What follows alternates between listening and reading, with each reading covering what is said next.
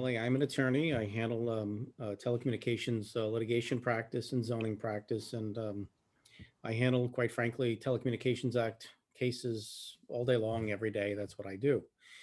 Today is March 30th, 2021, and we're here to discuss a number of legal issues under the Federal Telecommunications Act. Someone was kind enough to send me an email with a couple of issues that they would like addressed. They are very sophisticated type issues, which indicates to me that whoever drafted the email knows their stuff. They've been doing so homework. So one of the issues they want me to discuss today is the issue of the effective prohibition under the Telecommunications Act and what local governments can and cannot do in light of the recent FCC interpretive orders and the City of Portland case. It's probably one of the hottest issues in Telecommunications Act cases right now. To give you an accurate answer, I have to first talk a little bit about the Telecommunications Act and Congress's intent, because it's critical to any understanding of exactly what is at work here. So back in 1996, when Congress enacted the Telecommunications Act of 1996, Congress actually considered giving the FCC the power to control the placement of wireless facilities. At the end of the day, what Congress did was almost the opposite. The very first subparagraph of C7 of the Act is entitled C7A, it's entitled General Authority.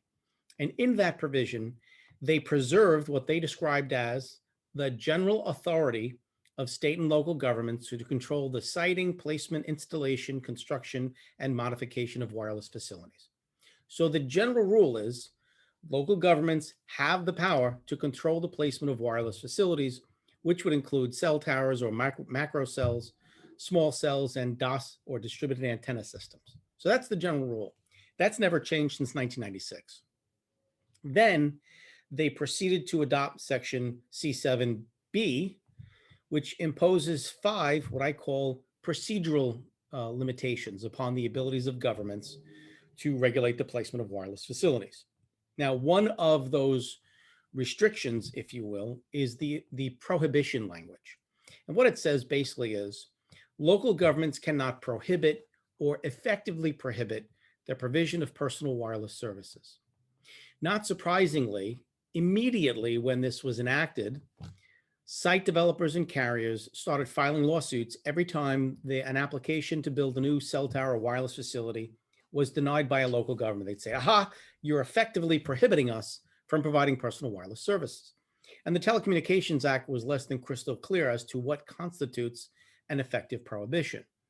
Theoretically, one effective prohibition would occur if someone was to say, okay, you can't put a cell tower in a residential district and then classify every property in the entire county as residential. That's an effective prohibition, can't do that.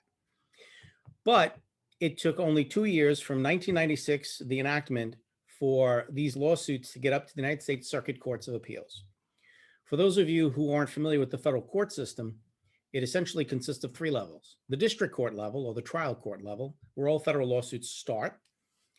Then, if you want to appeal from a district court, you go up to a United States Circuit Court of Appeals. There are 13 circuit courts that cover the entire country. And the only court above them is the United States Supreme Court. It only took 2 years for this effective prohibition litigation to reach the Circuit Courts of Appeals. And the Circuit Courts of Appeals each adopted their own test, which are fairly consistent across the country. And what they said was this: for an applicant to claim that a denial of their particular application for a particular installation is tantamount to an effective prohibition and thus would violate the Telecommunications Act, they have to prove 2 things.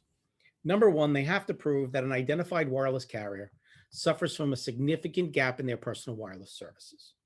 That means that there's a physical geographic area where they don't have personal wireless services.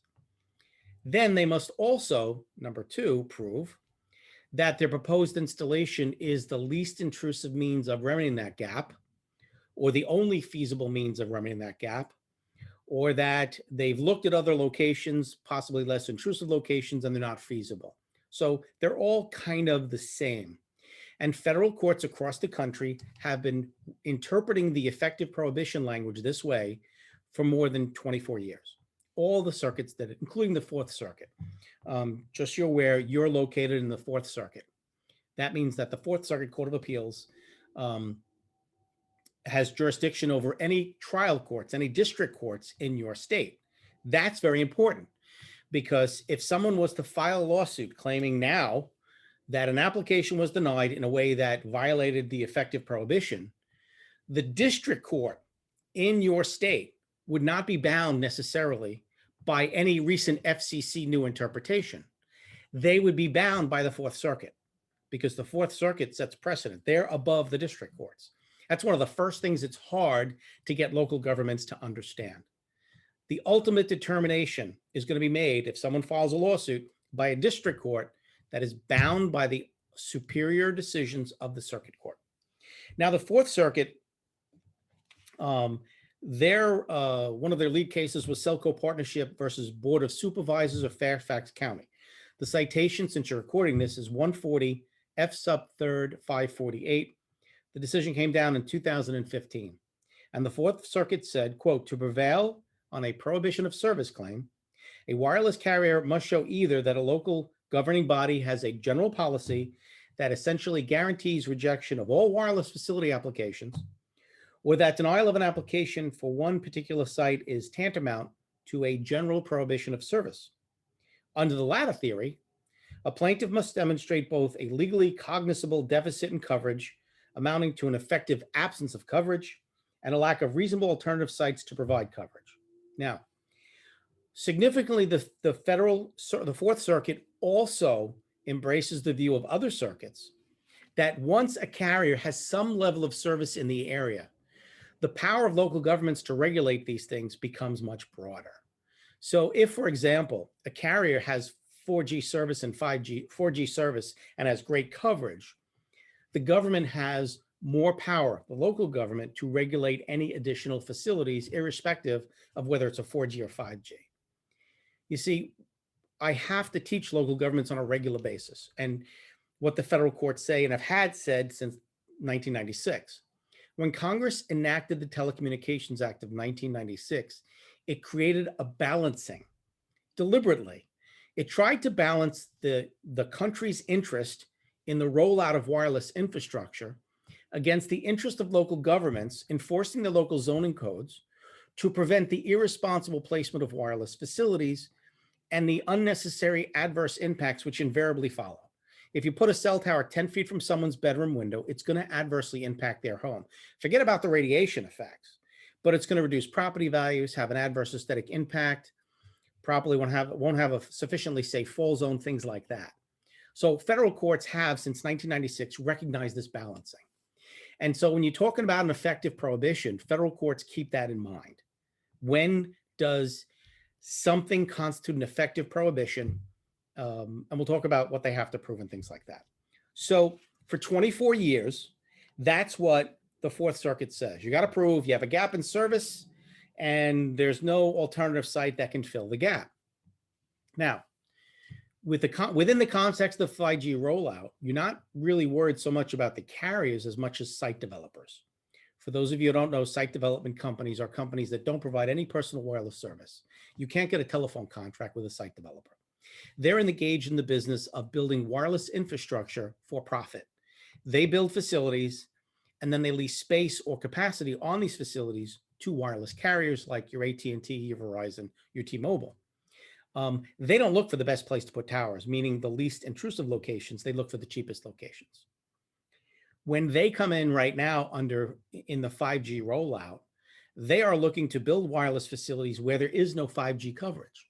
They're building it in advance so that if and when a carrier wants to go into an area for 5G coverage, then they already have the infrastructure.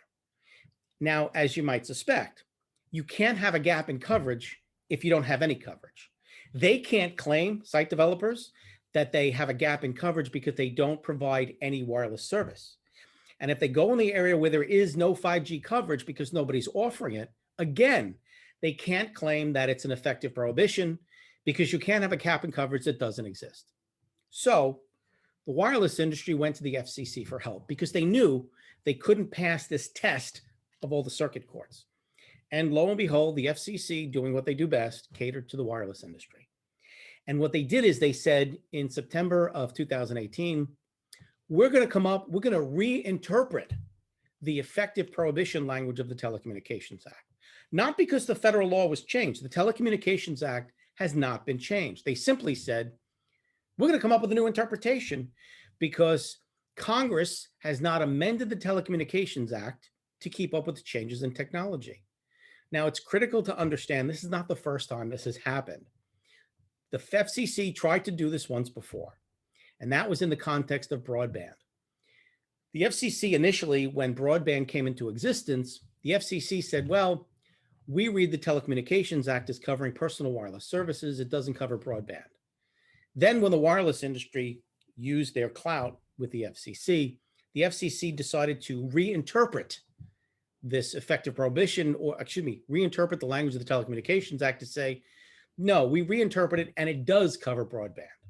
And so a case came to a district court in New York in the Second Circuit, and a federal judge basically knocked down the FCC and said, listen, we applaud the FCC. We understand that it's not happy that Congress hasn't amended the Telecommunications Act to keep up with technology, but these are my favorite words. It's not up to the FCC to put words in the Telecommunications Act that aren't there. And so the federal court ruled against the FCC and said, you can't just reinterpret it. In that case, I can give you the citation. That was Clear Wireless LLC versus Building Department of the Village of Lynbrook. The citation is 2012 Westlaw 826749. And the federal court actually said, under such a circumstance, it is not up to the FCC to construe the TCA to say something it does not say, nor up to the court to find broadband communication encompassed by the law. Well, the FCC's at it again. Now they say we're going to reinterpret the Telecommunications Act, and we are going to reject the U.S. Circuit Courts of Appeals decisions that rely solely, and that's the word they use, solely upon the effective prohibition, least intrusive means test. We, the FCC, now interpret an effective prohibition to occur if they can show that denial of the application would materially inhibit the provision of personal wireless services. And by the way, I have no idea what that's supposed to mean. And they can show that if they need a new facility, either to simply improve existing service or to add a new service. If this decision, if this interpretation was actually upheld by the federal courts, it would all but destroy the balancing of interests that was created by Congress. So that interpretation is actually directly contrary to the intent of the Telecommunications Act and what Congress intended when it drafted it. So what has happened now since that FCC ruling has come down? Well, many local municipal attorneys who really know very little about the Telecommunications Act say, oh, this is the new law, we have to follow this. Other local attorneys drink the Kool-Aid that's fed to them by the wireless industry, saying, no, now we're bound by the FCC. That's simply not the case. So let's talk about what has happened since then. You've got cases like City of Portland, you've got the T-Mobile case in the Third Circuit, but of greatest import, you have Crown Castle in the Second Circuit, because Crown Castle is the only court that actually ruled directly on that issue. So let's talk about the one that everybody talks about is Portland, City of Portland. In City of Portland, the Ninth Circuit Court of Appeals entertained a challenge to this new ruling, but significantly, it did not directly address the effective prohibition challenge or area of that FCC interpretive order. That case was focused on the fees and the timing, because in that ruling, two of the things the FCC did was it said an effective prohibition can occur if local government charges too much money for wireless carriers or site developers to put on public poles and rights of way, or if they take too long to entertain applications for small cells and DOS nodes. That's really what the Ninth Circuit addressed in City of Portland. It did not directly address, as none of the other courts did except for the Second Circuit, this effective prohibition argument. So in my view, the City of Portland has very little effect on the effective prohibition, which quite frankly remains in full force and effect as far as I'm concerned, including in the Fourth Circuit. So someone asked me about the Third Circuit. One of the cases that was called to interpret now the effective prohibition since the City of Portland case and since the FCC's ruling was T-Mobile Northeast LLC versus City of Wilmington. In that case, the citation is 2020 Westlaw 1245306. And in City of Wilmington, in T-Mobile Northeast versus City of Wilmington, the Third Circuit did the same thing that the City of Portland did. It punted. It avoided the issue. Here's how. The Third Circuit in T-Mobile said, okay, so the plaintiff is arguing now there's a new standard. You can't go with the least intrusive means effective prohibition standard.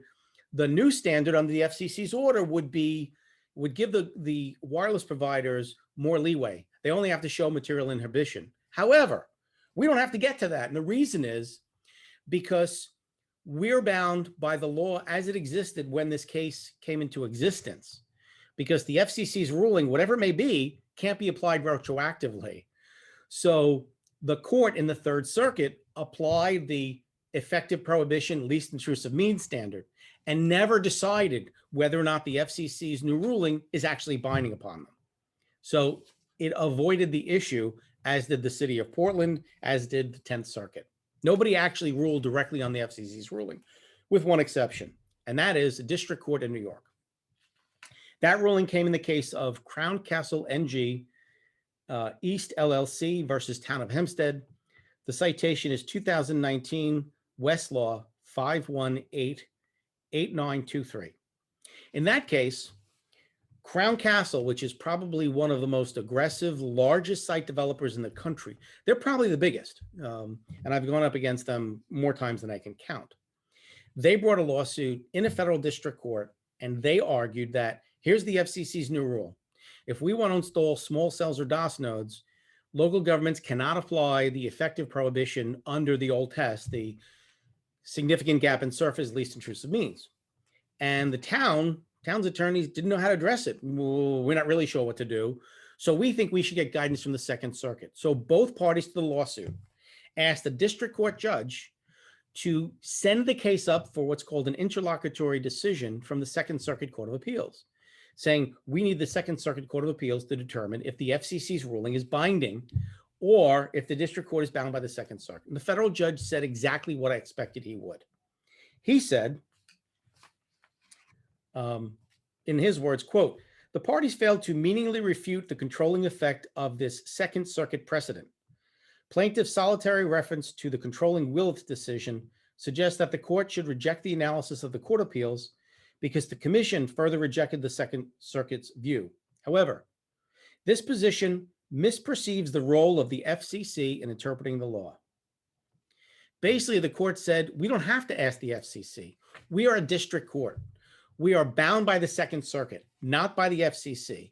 The Second Circuit has already interpreted what the effective prohibition language of the Telecommunications Act means. And we've been relying upon that, and federal courts across the country have been relying upon that for 24 years. The FCC has no power to simply come up with its own new interpretation, not because the Telecommunications Act has changed, but because in the FCC's view, Congress has been lazy. They haven't updated the act to keep up with modern technology. That's too bad. The FCC can't, in one pen stroke, wipe out 24 years of judicial precedent. It's federal courts that get to interpret the law. And they've interpreted that effective prohibition language for 24 years. And when I say they, at least 9 of the 13 circuit courts have interpreted what it means. And that's what's binding on the district courts. So if, for argument's sake, someone filed an application to build a wireless facility and a local government in your state denied the application, and the applicant said, we're going to sue you under the Telecommunications Act because the FCC says we don't have to prove significant gap least intrusive means. And that case went to a district court because that's the only place they can file it. Theoretically, they could file it in a state court, but they would never do it. So we'd file it in a federal court. Well, theoretically, that district court would recognize they're bound by the judicial precedent of the circuit court above them, which in your state is the Fourth Circuit, which embraces the effective prohibition interpretation that's been in existence for 24 years. So I'm sorry for the long-winded explanation, but it's important to understand. This would also be consistent, upholding the Fourth Circuit's decision would be consistent with the balancing test, which Congress intentionally created and which every federal circuit court always mentions. We have to view this against the backdrop that there's supposed to be a balancing. And it's only logical because if you take the FCC's logical interpretation of what they're claiming is the new effective prohibition, within the context of the 5G rollout, I've heard site developers say they want to build 5G facilities every 100 feet in residential neighborhoods. Why? Because the 5G signal doesn't travel as far as 4G signals. So who could argue that this would not upset the balancing if all the carriers have perfect 4G coverage and still they can interpret the Telecommunications Act in such a way? What if they came out with 12G and said, we got to put a cell tower in front of everybody's front door? Well, that's a new service. Theoretically, under the interpretation offered by the FCC, you'd have to allow it. And that's nonsense. It makes absolutely no sense. So my biggest fear is not that local governments will get sued in federal courts by site developers or carriers citing the FCC's rule. My biggest fear is, as I've seen in the past, when they do, local governments will hire attorneys who don't know any of this. They'll hire an attorney not because of the legal acumen, because they're friends with the town supervisor. And they'll put up a half-hearted challenge. They won't know what they're talking about, and they'll lose and set bad precedent. That's the biggest danger to local governments right now. So that is my discussion of the effective prohibition and the effect of Portland and the FCC's ruling. This is about Title I classification, internet versus personal wireless services. I will tell you that I spend very little, if any, time on this issue for a very simple reason. One of the things that I've noticed right now is when applicants file zoning applications for wireless facilities, and I don't care if it's a cell tower or small cell or a DOS node, I would say reasonably, in the applications I've seen, in 90% of the cases, applicants have filed false or materially misleading information, documents. I've seen false FCC compliance reports, false propagation maps, materially misleading visual impact analysis. So I will tell you that there are many times when I've seen applicants submit applications and they say they want to install a facility for 4G or 4G LTE, when I'm convinced it has nothing to do with 4G. It's for something else, whether it's 5G or broadband or something else. I avoid the issue because how would a local government be able to figure out what they're going to do with the facility once it's built? It is very easy for a site developer. Bear in mind, the site developers are not providing any personal wireless service. So they can go in and say, we need this cell tower or small cell or DOS node for Verizon's 4G service. But if the facility, the application's granted and they build it, who knows what they're going to put on there? They may have never intended it to use it for 4G. They may intend to use it for data or video streaming or whatever. How can you challenge that? Local boards don't even know how to determine if there's a gap in service, much less what the facility is going to be used for. So a discussion of Title I, in my view, typically is a complete waste of time. It's a dead end. You're not going to get anywhere with it. So I'm sorry to kind of put it off, but yeah, certainly arguments could be made that certain types of facilities, because of the use to which they are put, are not covered by the Telecommunications Act, but no applicant is ever going to admit that. They're going to make that a non-issue simply by claiming we're going to use it for A, which is covered by the Act. And if, when it gets approved and we build it, we use it for B, who's going to stop us? That's the real world we're facing. Note that our counsel has a counsel adamant about competing with neighboring jurisdictions setbacks as follows. Setbacks. Okay. So let's talk about setbacks. The biggest danger to setbacks are state laws. The biggest threats of all to all homeowners across the entire United States are state laws. Because they can't get what they want from Congress, the wireless industry has approached the state legislatures and gotten them to adopt what I call hoodwink ordinances. These are the most deceptive state laws ever enacted. They're designed to strip the power of local governments to protect their citizens against the irresponsible placement of wireless facilities. With these state hoodwink laws, they're putting facilities on people's front lawns, in their backyards, 8 feet from a little girl's bedroom window. I get calls like this every day. So unless there's a state law that strips your local government otherwise from doing so, you can pretty much set up whatever setback requirements you want. I had a conversation with some people last week, and they said, we want to set up a setback limitation of 1,500 feet from any school or any residential area. Okay. And the question is, can we do that? Well, it gets back to one of my earlier points when I said you can't effectively prohibit things, these facilities, by saying you can't put in a residential district and everything's in a residential district. Notwithstanding that, you can impose fairly substantial setback requirements as long as you create a procedural mechanism through which an applicant, whether a site developer or a carrier, can seek relief from that restriction.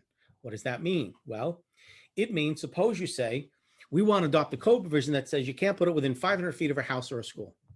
And the site developer is going to say, well, that wipes out the whole town. I can't put it anywhere. No, we will put a provision that says that an applicant can seek relief from that restriction if they can prove that a specific installation at a specific location at a specific height is necessary and is the least intrusive means of remedying a significant gap in their personal wireless services. Now, in the realm of 5G, 95% of the times that will stop them from putting them in residential areas because they can't meet that test, because they don't need them.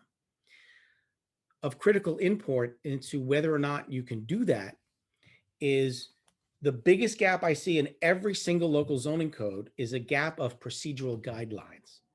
The only reason local governments get sued in federal court under the Telecommunications Act is because a local board was not given proper guidance by the town, county, or village. They have no idea what to do. For example, suppose a site developer or carrier comes forward with an application and they want to pull a 190-foot tower 10 feet from Mary Smith's front door. Obviously, it's going to destroy the value of her home and have a dramatic adverse aesthetic impact. And in fact, it's going to put her house in the fall zone of the tower. So when the applicant goes before a planning board, they say, look, you have to give this to us because we have a significant gap in personal wireless service, and this is the least intrusive means of remedying that gap. And the board turns down the application. And in their written decision, they say, we find it's going to adversely impact her property value, and for that reason, we're turning it down. In doing so, however, they never address the allegations made by the applicant of significant gap, least intrusive means. You can pretty much guarantee within 30 days, the applicant's going to file a federal lawsuit, and they're going to say, Judge, we submitted evidence of a significant gap and least intrusive means. And not only was there no evidence to counter our evidence, but the board never even made a fact-finding determination as to whether or not we prove both of those things. And the court's going to say, you're right. The town loses by default simply because the board did not make factual determinations it was required to make under the Telecommunications Act. And the reason the board didn't make them is because the board didn't know they had to make them. And that's because it's not in your code. So most local codes are glaringly deficient because they don't provide procedural guidelines to their planning board, their zoning board of appeals, or their architectural review board. And if your code doesn't give them those guidelines, you're basically throwing your board members to the wolves. They will be ill-equipped to deal with the applicants, carriers, and site developers because they know the law. And your planning board has no idea what the law is because nobody told them. So that's the biggest problem. So can you adopt significant setback requirements? Absolutely. However, the caveat is you must also at the same time create a procedural mechanism through which an applicant can seek relief from that setback if it is necessary for the provision of wireless services and more specifically to remedy a gap. Now, by the way, who determines whether or not an applicant has proven either of those things, that they have a significant gap or least intrusive means? Well, if your code says your planning board gets to do it, then your planning board gets to do it, but your code has to say that. Of even greater import, what evidence is your local board empowered to ask an applicant to produce? What does your code say? You know, right now, the most common evidence that applicants submit are propagation maps, which is a horror show. These are computer-generated maps, which they use software to create. They can make these things say anything they want, and they can be totally removed from reality. These things are so easy to manipulate that even the FCC doesn't want to accept these maps without backup data, hard data to show there actually is a gap where they say it is. And yet local governments do not put in their code what evidence their planning board is allowed to ask for. So now the carriers and site developers are saying, hey, if your code doesn't say you can ask us for certain types of evidence, then you can't ask us for it. And federal courts have started to agree with them. So again, this is another problem. In similar vein, who gets to decide what weight to give to any piece of evidence? Well, if your code says your planning board gets to determine the weight, then they do. This is why you really need to update your codes to really give your local boards the power to control where these things go. Because if you don't, I can virtually guarantee you they're going to show up in front of people's homes, on their front lawns, outside their bedroom windows. And I know it because people call me every day saying, this is what happened to them. I just woke up and there's a box 8 feet outside my daughter's bedroom window. It's happening all over the country. So that's setbacks limitations. Next question has to do with conservatively tiered deployment. Okay, I'm assuming what that means is a hierarchy of preferred sites. This is absolutely proper. It's done by local governments all the time. What they do is they set up a preferred hierarchy of locations for wireless facilities. So the record is clear. The goal should not be to prohibit all wireless facilities. It's no good, okay? Everybody loves their iPhone. Everyone loves their iPad. In the current state of technology, these things don't work without wireless facilities. They are a necessary evil, no less necessary than a sewage treatment plant. But for the same reason you don't put a sewage treatment plant right next to somebody's house, you don't want to put a cell tower right next to somebody's house. So the goals should be, when you have a zoning ordinance, is to, number one, enable your carriers to saturate your county, town, or village with wireless service, while number two, minimizing the number of facilities you need to provide that service, and number three, avoid to the greatest extent possible any unnecessary adverse impacts on residential neighborhoods and residential homes.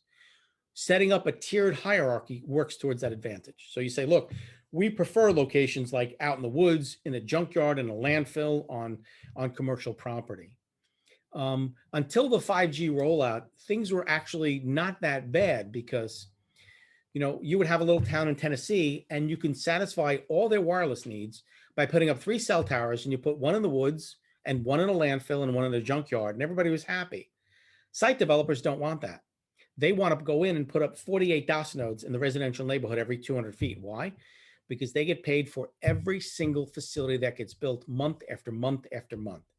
They have the greatest gig going. They're like landlords who get to rent out other people's property and keep the money. They get to put wireless facilities in residential neighborhoods, and the minute it goes up and AT&T or Verizon or T-Mobile uses it, they start collecting rents month after month after month forever for every single facility built. So if you're getting paid for every facility built, would you rather have 3 or 30? Common sense. Address pole separation, same type of thing. You could require things like co-location to say you can't put a new facility up unless you can first prove that there's no existing structure where you could put it, and you can't co-locate.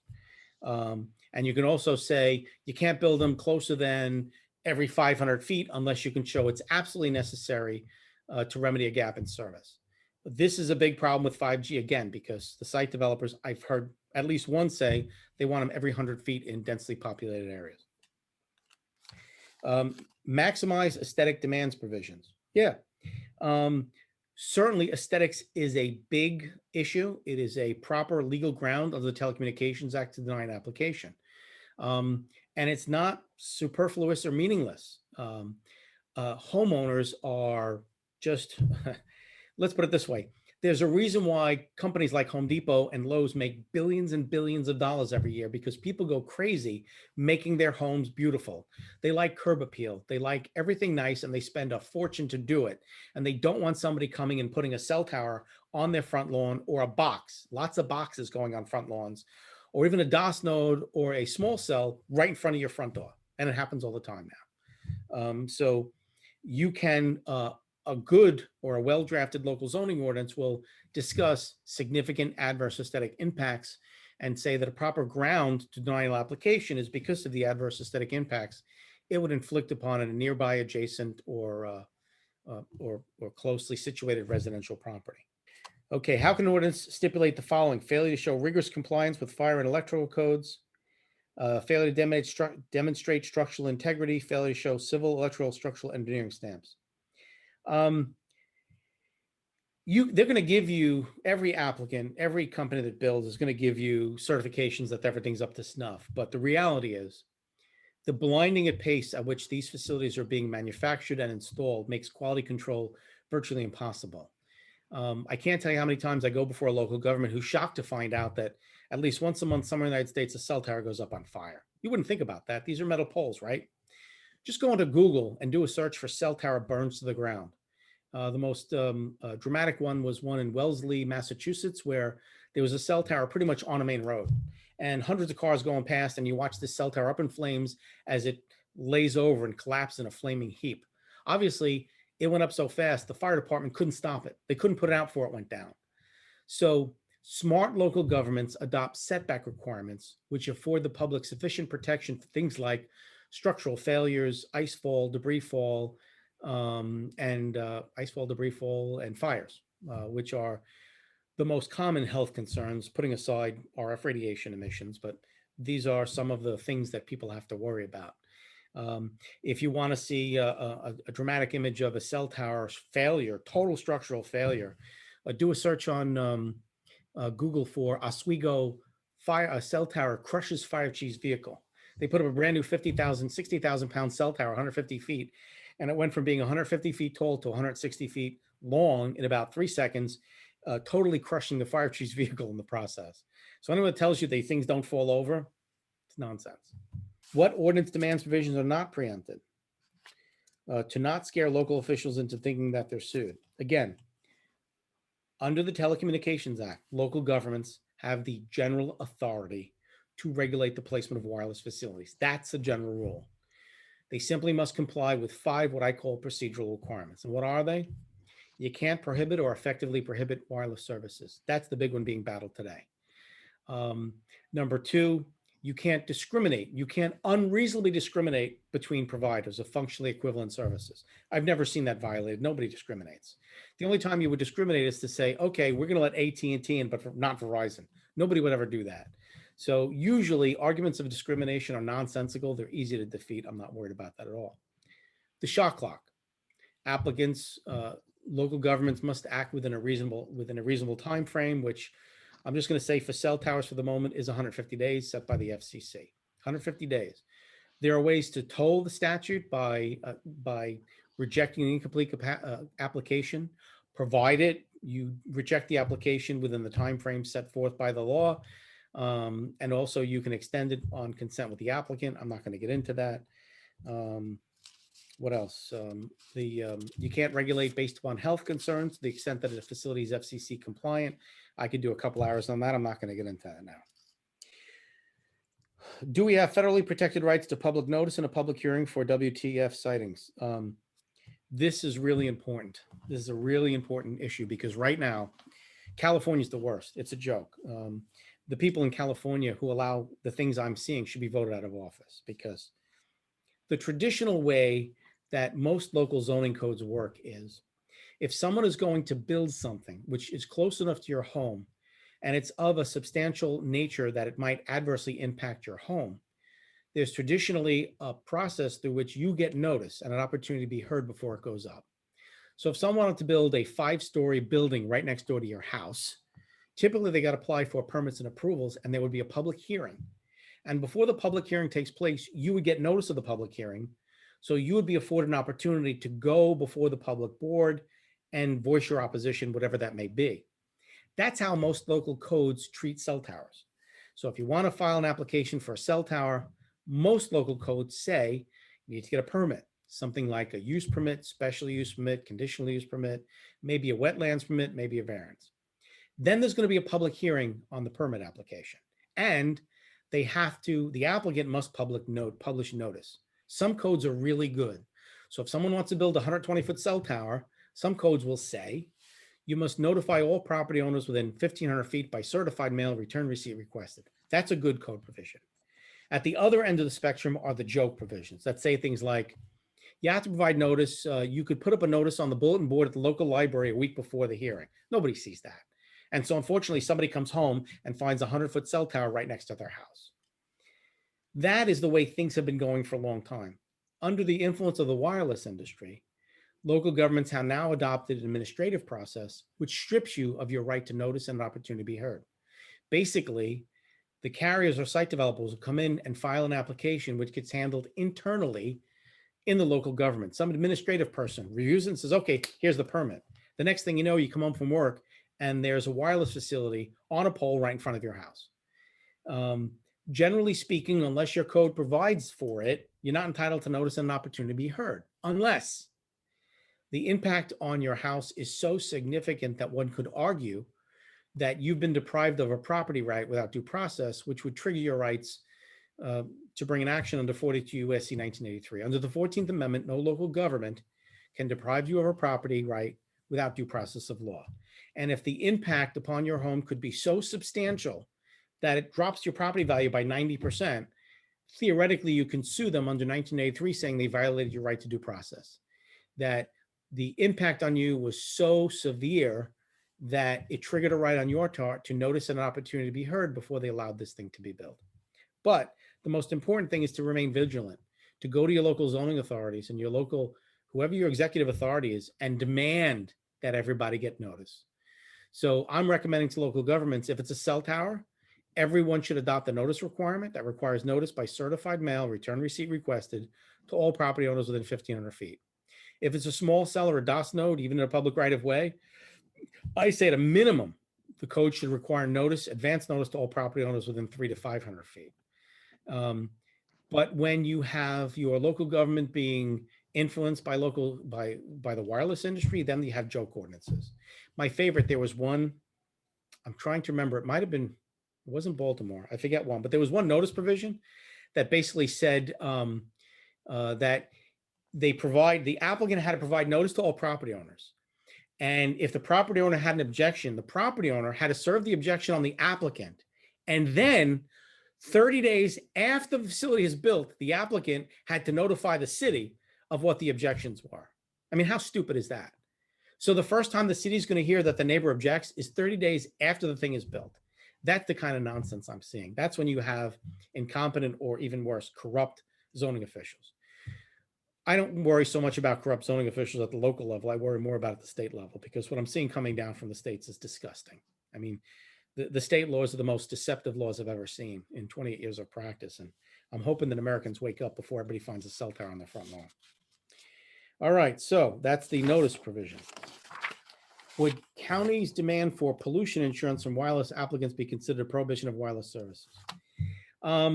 I basically don't think much about demands for insurance.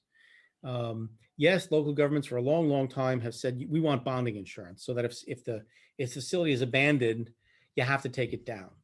But as far as insurance for pollution or injury from wireless exposure, I don't see that going very far. Right now, the wireless industry, of course, is denying there's any adverse health impacts.